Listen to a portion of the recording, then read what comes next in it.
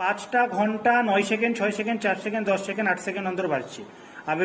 আগে লসাগু বের করি। 4টা একটু আগে পরে হয়ে গেল। 9 6 4 10 8, 4টা পরে হয়ে গেছে। চলো আমি বের করি। 2 দিয়ে দাও। 9 3 5 4 2, আবার 2 দিয়ে দাও।